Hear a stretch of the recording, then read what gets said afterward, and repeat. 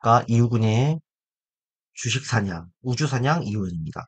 자, 오늘 말씀드릴 내용은 여러분들께 매매하면서, 어, 말씀드릴 수 있는 노하우 같은 거 하나 말씀을 좀 드리고자 해서 방송을 이렇게 키게 됐는데요. 일단은 뭐, 여러분들이 주식을 하시다 보면은, 이제 기본적 분석, 또 기술적 분석, 이런 툴이 많이 있는데요.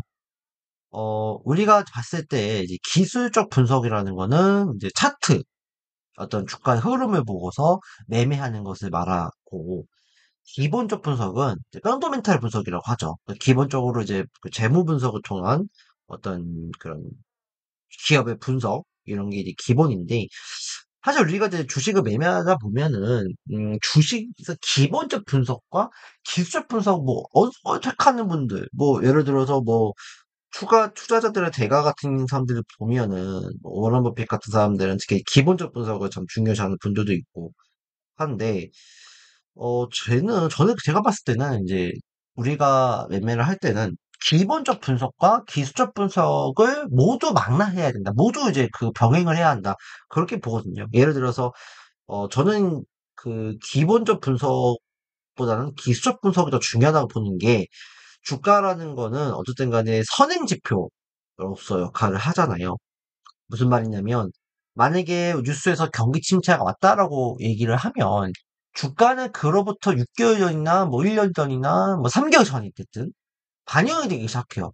그래서 그때부터 꼭지를 치고 하락을 해서 거듭하는 하다 하고 실질적으로 경기 침체가 왔다라고 이제 뉴스가 나오면 오히려 그런 것들 이후에 주가는 반등을 취하는 모습들이 나오거든요. 그러니까 그런 거는 무슨 말이냐면 주가라는 거는 이미 그것을 선반영시키기 때문에 그렇거든요.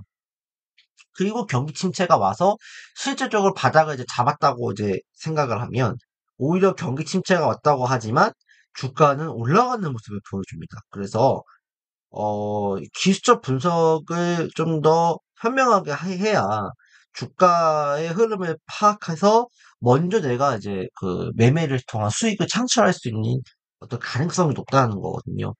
기본적 분석은 재무적인 분석 당연히 중요하죠. 기업에 돈이 많고 사람의 성장성이 있고 실적 잘 나오는지. 근데 이런 것들은 어떻게 보면 후행성이 더 강하거든요. 매출과 기업 이익이 높아진다는 거는 그만큼 다 알고 있는 것들이잖아요. 근데 그것들이 더 좋아질 거냐에 대한 부분들은 우리가 그거는 정확하게 알 수는 없는 거거든요. 근데 그런 것들은 차트라는 주가의 흐름을 통해서 먼저 그게 보여지기 시작하는 거거든요. 그래서 우리가 봤을 때는 특히 이제 매매를 하시는 분들이 있어서는 그 기술적 분석을 좀 더 우리가 생각을 해야 되는 부분이다. 그렇게 말씀을 좀 드리고는 싶어요. 그렇다고 해서 기본적 분석을 뭐 무시하라는 얘기 절대 아닙니다. 기업의 유보금이라든지 뭐 자본 그 부채 비율이라든지 뭐 영업이익이 잘 벌고 매출이 계속 늘어나고 이런 건 다 중요한데 그거를 깔고 기본으로 깔고 나서 우리가 기본적 분석을 봐야겠죠. 물론 기술적 분석과 기본적 분석, 기술적 분석을 같이 하라는 얘기가 되는 거고 최소한의 기업이 돈을 벌고 있고 회사가 괜찮은지를 보고 나서 그다음에 우리가 차트적인 움직임을 보는 게 가장 현명하다. 저는 이제 그렇게 말씀을 드리고 싶고요. 그러나 주가는 선행지표적인 역할을 하기 때문에 차트의 움직임을 먼저 체크를 하는 게 더 중요하다. 그러니까 돈을 잘 보고 있는데 차트가 만약에 꼭대기에 있다. 그러면은 굉장히 우리가 선택을 신중하게 해야 되는 거거든요. 근데 만약에 차트가 꼭대기에 있는데 기업은 돈을 잘 벌고 있어. 근데 앞으로 더 잘 벌 것 같아. 그러면은 꼭대기에 있어도 그거는 조정 시 매수가 가능하다는 얘기가 되는 거거든요. 그래서 그런 부분들을 항상 잘 체크를 하시고 같이 우리가 활용을 해야 된다. 그렇게 말씀을 드리고 싶습니다. 자, 그러면 우리가 매매를 할 때 있어서 차트 매매를 할 때 있어서 차트를 볼 때 있어서 가장 중요한 게 뭐냐고 했을 때 그 봄도 되게 중요해요. 양봉, 빨간봉, 음봉, 파란봉의 무슨 뭐 크기라든지 아니면 뭐 퍼센테이지 다 중요하지요. 근데 가장 중요한 건 저는 이평선의 움직임이 더 중요하다. 왜냐면 이평선이라는 거는 이동평균선 약자잖아요. 이동평균선이 5일선, 20일선, 60일선 이렇게 있는데 5일선이라는 거는 5일 값의 평균, 60일선은 60일 동안의 그 주가 움직임 가격의 평균 값을 말하는 거거든요. 근데 그런 것들을 묶어놓은 게 이평선이고, 그런 것들의 흐름은 굉장히 좀 어떻게 보면은 연장선상에 있는 거거든요. 그러니까 25일 동안에, 혹은 60일 동안에, 혹은 240일 동안에 그런 어떤 그 기업의 주가를 움직인 어떤 세력들이 있었거든요. 그 사람들의 어떤 그 매매 가격, 평균 가격, 그런 것들이 녹아져 있는 게 이제 어떻게 보면 이평선이다 할 수 있는데, 이평선의 흐름이라는 거는 그냥 단기간에 어떤 차트가 뭐 오늘 상한가 갔다 내일 뭐 20% 빠졌다 이게 중요한 게 아니라 그들만의 어떤 세력의 평균값을 알 수 있는 중요한 단서가 될 수 있거든요. 그래서 이평선이라는 거는 또 그런 흐름들을 알 수가 있고, 또 기업이 이 주가가 상승 사이클로 가는지 하락 사이클로 가는지를 어느 정도 우리가 큰 빅피처를 알 수가 있는 하나 단서가 될 수도 있는 겁니다. 그래서 우리가 이평선을 좀 잘 봐야 된다 하는 건데, 오늘 말씀드릴 거는 241선을 좀 주목을 해보자. 241선의 위에 있는 거랑 아래에 있는 거를 봤을 때 우리 개인 투자자들은 240일에 위에 있는 거를 건드려야 되는 거거든요. 왜냐면 240일은요 영업일 기준으로 약 2년 정도의 평균값을 의미를 해요. 2년은 300, 죄송합니다. 240은 1년의 이제 평균값이죠. 1년이죠. 제가 죄송합니다. 1년의 평균값이죠. 그래서 1년이 무려 365일이지만 우리가 영업일 기준으로 토요일을 빼고 쉬는 날 연휴 같은 거 있잖아요. 추석 연휴 뭐 다 빼면 사실 240일 정도 됩니다. 그래서 240일은 1년의 평균값이라고 보면 되는데, 그 위에 있는 종목들이 주가가 상승 사이클에 유지하고 있는 종목이라고 보시면 돼요. 근데 반대로 아래에 있는 거는 뭐예요? 쉽게 말해서 죽었다 그래요. 그러니까 흐름이 죽었다. 그렇기 때문에 우리는 240일 위에 있는 종목들을 건드려. 대신에 이 영상을 보시는 그 분들 중에서 내가 세력이다 하시는 분들은 240 아래에 있는 거를 건드리지. 왜? 아래에 있어야지 개인 투자들이 아무도 관심 없을 때 내가 물량을 최대한 모을 수가 있잖아요. 그 물량을 모아야지 나중에 이슈를 받았을 때 단숨에 상한가를 만들고 뭐 투상을 만들고 뭐 엄청난 움직임을 만들어낼 수가 있잖아요. 그렇기 때문에 일반적인 개인 투자자들을 하시면 240 위에 있는 걸 건드려야 되고, 내가 세력이다 하시는 분들, 이분들은 240 아래에서 물량을 차근차근 모으셔야 되기 때문에 아래에 있는 걸 건든다. 근데 어쨌든 간에 이 영상을 보시는 분들은 이제 개인 투자자 분들이시기 때문에 240 위에 있는 어떤 종목들을 건드리자. 그렇게 말씀을 드리고 싶습니다. 그러면 주가를 좀 보면서 말씀드릴게요. 이거는 환율 차트예요. WTI, 서부 텍사스산 원유 차트인데요. 보시면요. 제가 이제 자료색으로 이렇게 구워낸 게 240일선입니다. 네, 240일선이거든요.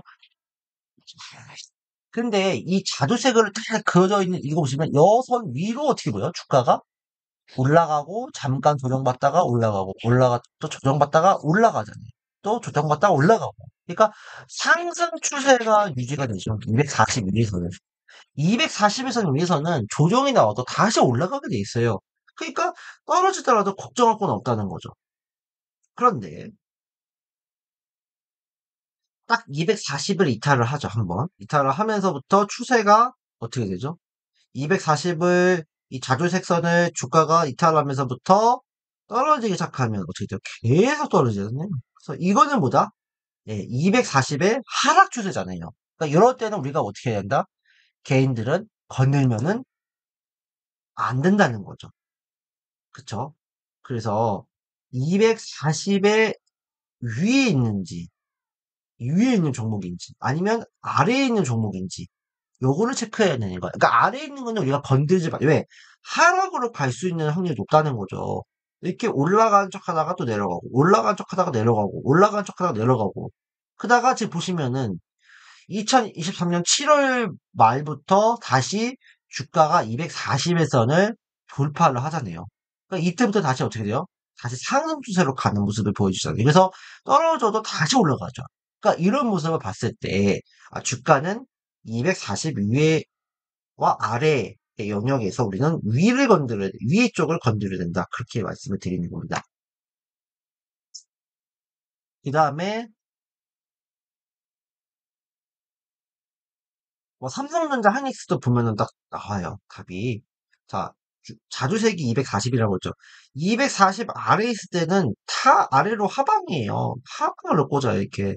근데 240을 넘어가면서부터는 어떻게 돼요? 조금씩 주가가 상승 추세로 가죠. 그러니까 다시 이제 240 밑으로 돌파를 하향 돌파하면 주가가 다시 지지부진해지고 또 240을 강하게 돌파하면서 올라갈 때는 이렇게 또 올라가는 모습을 보여주고요. 그런 모습을 보여주고 있죠. 여기도 보시면 알겠지만 2017년, 6년도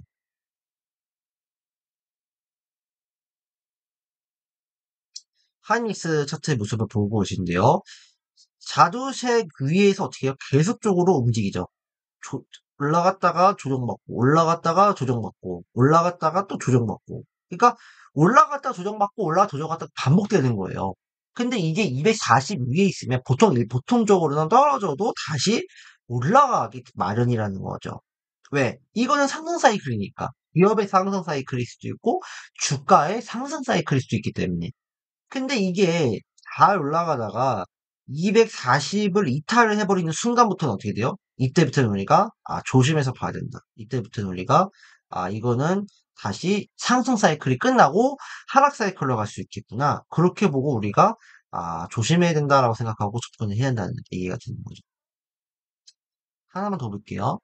LG생활건강 최근에 이제 많이 떨어졌는데 이 기업도 어 사실 굉장히 많이 올랐었어요. 지금은 많이 떨어졌지만 지금 뭐 주봉 차트를 봤어도 이렇게 2006년도부터 2021년도까지 계속 올라갔잖아요. 근데 올라갔지만 여기도 보시면 알지만 계속 올라가다가 조정받고 올라가다가 조정받고 240을 지켜주면서 올라갔다 조정받고 올라갔다 조정받고 그러다가 240이 무너지면서부터는 굉장히 그 수직으로 하향으로 곤두박질 치고 있죠. 여기도 보시겠지만 올라갔다가 조정받고 또 올라갔다 조정받고 올라갔다 조정받고 그러니까 이런 240 위에 있을 때는 조정받았을 때 음봉 나왔을 때 그때 우리가 매수를 하면 되죠. 그러면 올라갈 때 매도가 가능하니까요. 근데 240의 아래로 주가가 꺾여지면 이때는 특히 이제 장대의 음봉으로 또 이렇게 240을 하향 돌파했죠. 그다음부터는 어떻게 해요? 올라갈 때마다 매도해야 돼요. 올라갈 때마다 매도. 올라갈 때마다 매도.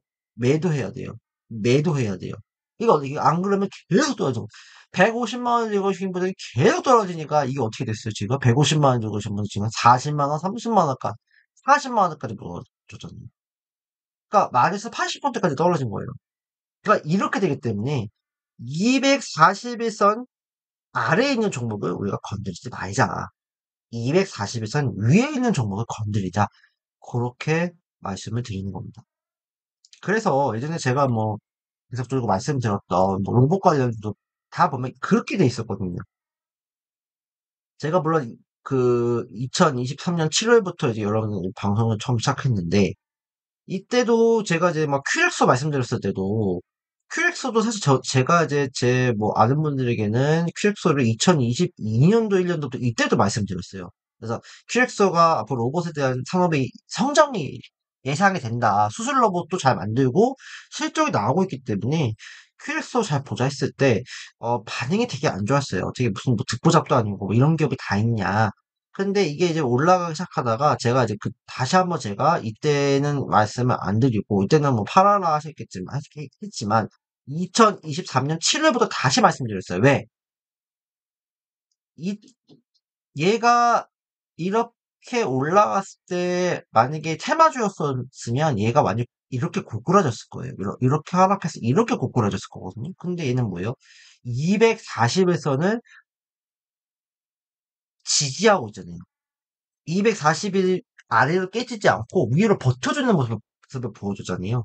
그러니까 그 말은 무슨 말이냐면 이제 이 기업은 뭐예요? 상승 사이클로 간다는 의미가 되는 거예요. 그래서 제가 어 이때도 제가 딱 이게 장대 항목 나왔을 때도 막 추천을 드렸었고 2023년 7월 달에도 제가 좋다 계속 들고 가야 된다 말씀을 드렸던 거거든요. 이때도 예, 7월 달에 제가 이때도 계속 말씀을 드렸었고 근데 결과적으로는 이렇게 좀 올라가는 모습 보여주고 지금은 사실 이제 조정이 나오고 있지만 어쨌든 이 기업은 이제부터는 상승 사이클이에요.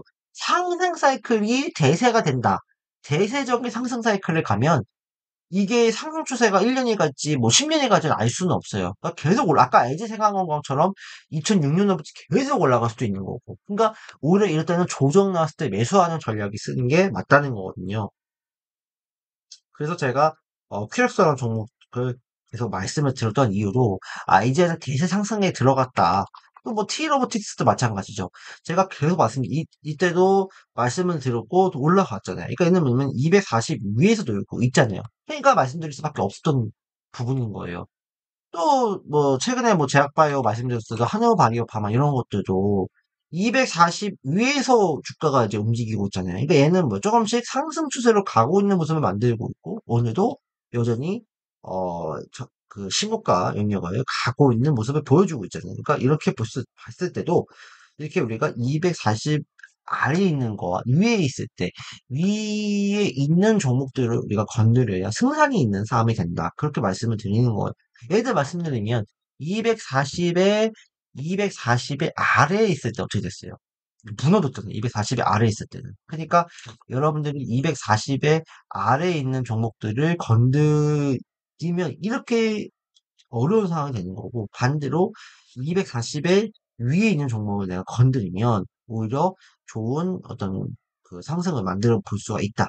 그렇게 보시면 될 것 같습니다. 그래서 오늘은 기술적 분석에 대한 어떤 뭐 노하우라고 할 수 있으면 노하우를 말씀을 드렸고 240의 가급적 그 평균값 240일 평균값에 위에 있는 종목을 건드리자 그렇게 좀 말씀을 드릴 수가 있을 것 같습니다. 뭐 참고해 주시고 대응을 해주시면 좋을 것 같습니다. 오늘은 마치도록 하겠습니다. 감사합니다.